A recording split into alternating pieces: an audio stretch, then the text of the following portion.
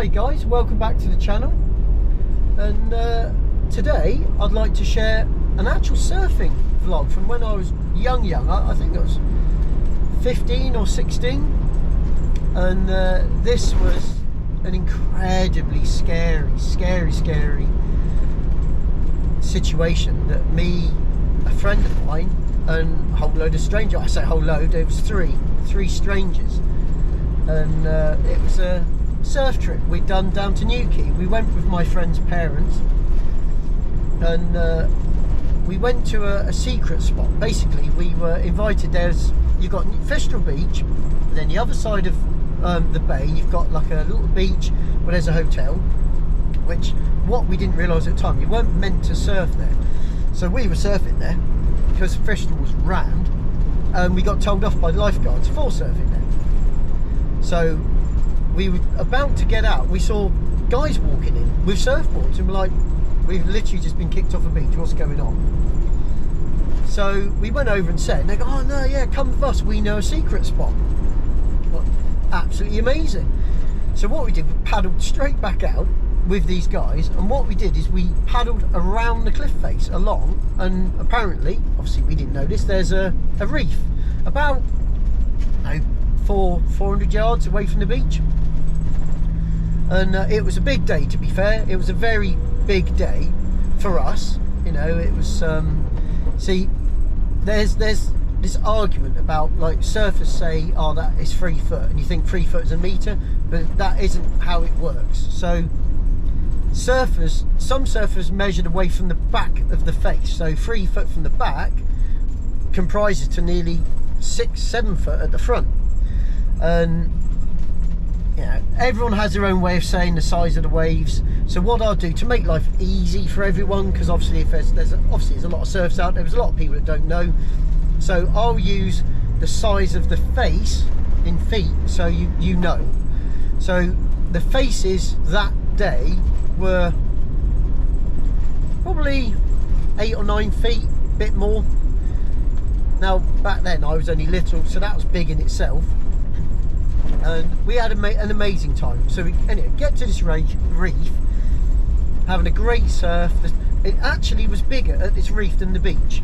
So, but I think that's because the way it worked was the reef was kind of jacking the waves up bigger, so they weren't just rolling in and hitting flat on a beach. They were coming to this reef and then pushing up and coming over. So where at the beach they were 8 or 9 feet, at this reef they were more kind of 11 to 12 foot. It was quite a big difference, and to be honest, scary. I was genuinely scared. I was having a really good surf and it was amazing, but I was genuinely scared. And what happens, every kind of 3 or 4 sets, you'll get what's called a freak set, and on these sets they're a foot, maybe a couple of foot bigger than your average set rolling through, and those ones were really scary. And you know, to be honest, I was actively kind of just trying to get past them. I wasn't trying to surf them because I was semi at my limit for fear and my skill level on these waves already. So when the bigger ones are coming through, you know, I wasn't willing to risk damaging myself any more than I was already scared of doing, because I didn't know where I was. It was a reef, there was only rocks in front, it wasn't a beach or anything, and I just thought, if I get caught inside, I'm going to get smashed. So yeah, you know, I'm not going to act the hero. I was steering clear of the really big ones anyway. So we're all out there and just sat there. Now again, any surfers know, you can see when the next set's coming. You sat what they call out the back past the breaking waves, and you're looking out to sea, and you can just see when the next set's coming. So I'm sat there and I'm looking, and we're all sat there, and it just goes completely flat, no waves at all. Well, that's a bit weird. And I'm sat there and I'm looking, and you can kind of gauge how big the next set's gonna be compared to what you've been surfing. And I'm looking and I'm looking, I'm like, do you know what, that set looks big. And I mean, they're big anyway, but that set looks really big. And I'm thinking, you know, I don't want to be anywhere near that when that comes. Yeah, again, I'm no hero. I wasn't amazing at surfing. I don't want to be near that when that comes. So I start paddling out deeper, because obviously the further you paddle out, the less likely, because obviously the waves are breaking pretty much in the same place every time. The bigger the wave though, if there's another step to a reef or the beach, it will break further out. So inevitably, I want to get away from this. I don't want to be any part of this set coming because it looks big. So, like I say, I paddle out further. And my mate's going, oh, where are you going? What are you doing? I said, oh, there's a big set coming. He's like, so what? And I'm like, yeah, I don't want to be part of that. And I paddle out probably 20 foot further out. And so I'm sat there and there's still not a single wave has come through. Not a single wave. It just doesn't make sense. And so, like I said, I paddle out a bit further. And I'm looking, I'm like, do you know what? Yeah, I'm going to paddle out further. I'm truly really scared. Genuinely, I'm feeling sick. I'm like, no, I'm paddling out further. I really don't like this. You know, I just had this awful gut feeling. So I paddle out probably another 30, 40 feet. So I'm like, my mates are tiny now, and they're taking the mickey out of me now. They're laughing and joking, taking the mickey. What are you doing out there? You know, I won't say it, but I was getting called the names you call people when they're scared, and but I don't care. I truly don't care. You know, I'd rather be that word than dead. Let's be honest. So only I'm sat there and still nothing's happening. Now, don't get me wrong. I'm making this sound like it's happened over an hour. It hasn't. It's, you know, this is minutes really in the reality, but it feels like long.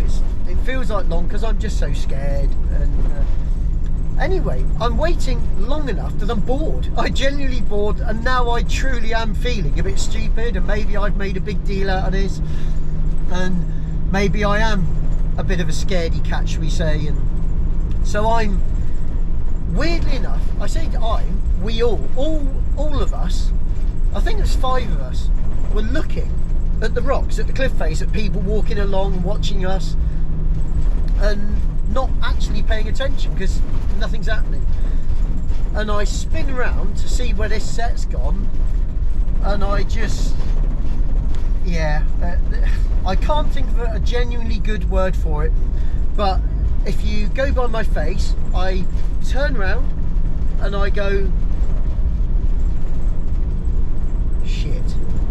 And this thing was, well, it was like a tower block, a high-rise building, a skyscraper coming towards me, and it's just this huge vertical face.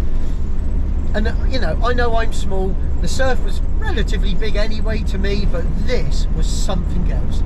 You know, it was like 3 or 4 houses all stacked up on top of each other, but still a clean wave. It was just, so it was ready to break. And I'm like, oh my god. So instantly I'm like onto the face, and I duck dive, and for any of you surfers, you know what duck surfers out there, you know what duck dive is. To anyone that doesn't know what duck dive is, either you can Google it, but what you do is you push your nose of your board down, you push the back of your board with either your knee or your foot, and it scoops and pulls you under the water. So I duck dive through this clean face, which was, and to be honest, brilliant. All I heard was this big deafening boom behind me, and I just pop up perfectly right. I'm like, awesome. But what I didn't expect was I looked up, and there's the lip of the second one literally coming straight at me. I'm like, oh, I just panicked. So I just flipped my board over, and I just down paddle basically. So I down paddle as deep as I can, bang, and it just lands on my head. Well, I say on my head, that's an over exaggeration. It hits where I was, but obviously it penetrates down through the water.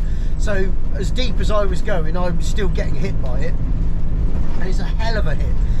And so I'm shaking around, and there's all in the turbulence, and I pop up and I'm gasping for air, and I come up, and there's a third one, but this one, to be honest, wasn't as big, and it was still forming.